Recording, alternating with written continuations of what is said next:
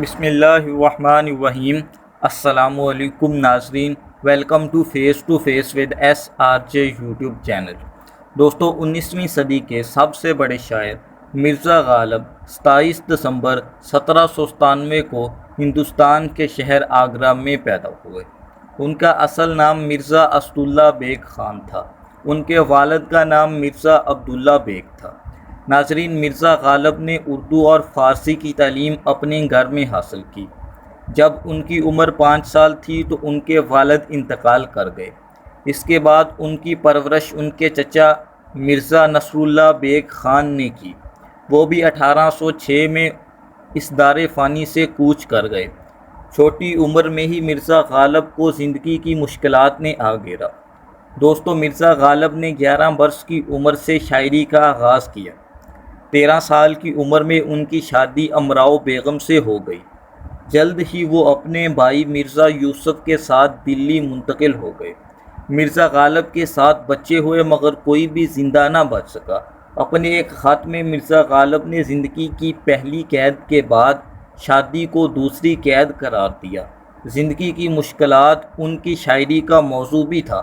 ان کا ایک شعر ہے: قید حیات تو بند غم، اصل میں دونوں ایک ہیں، موت سے پہلے آدمی غم سے نجات پائے کیوں، بازیچہ اطفال ہے دنیا میرے آگے، ہوتا ہے شب و روز تماشا میرے آگے۔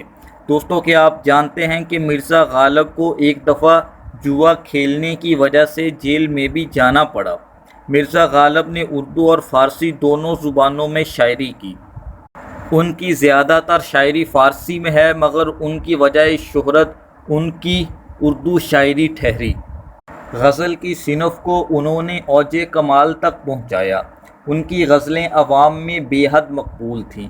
غزل میں محبت کے علاوہ دیگر موضوعات بھی غالب کی شاعری میں نمایاں ہیں۔ غزلوں کے علاوہ خطوط لکھنے میں بھی مرزا غالب کا کوئی ثانی نہیں تھا۔ ان کے خطوط پڑھنے والوں کے دل میں اتر جاتے تھے۔ غالب نے خط لکھنے کے فن کو ایک نیا زاویہ بخشا۔ ان کے خطوط میں مزاح تھا۔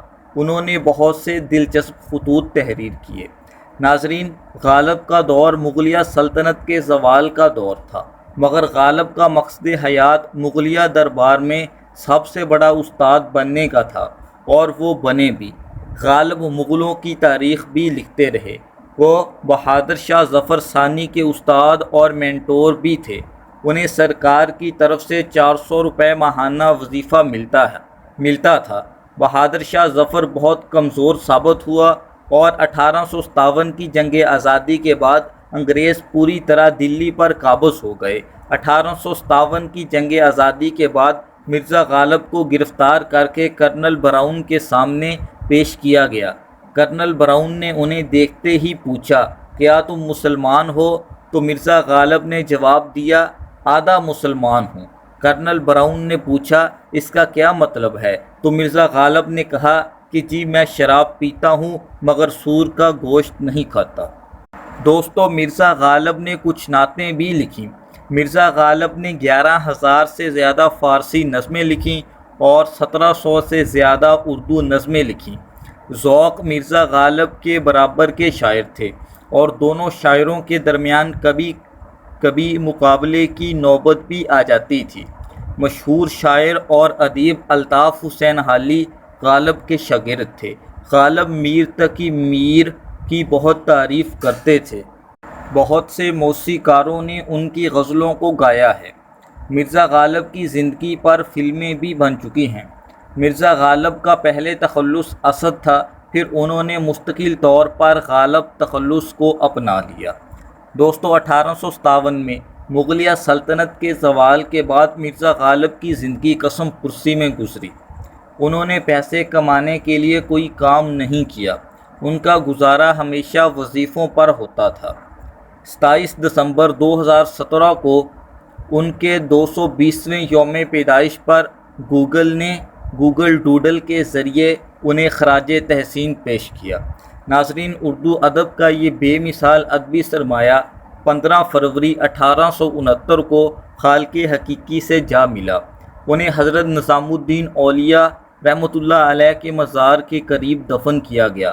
دلی میں مرزا غالب کا گھر اب غالب کی حویلی کے نام سے جانا جاتا ہے۔ وہ اپنی تحریروں کے ذریعے سے آج بھی لوگوں کے دلوں میں زندہ ہیں۔ امید کرتا ہوں دوستو یہ ویڈیو آپ کو پسند آئی ہوگی۔ اگر یہ ویڈیو آپ کو پسند آئی ہے تو اسے لائک کریں، دوستوں کے ساتھ شیئر کریں اور face to face with SRJ YouTube channel کو سبسکرائب کریں۔ اللہ حم ناصر۔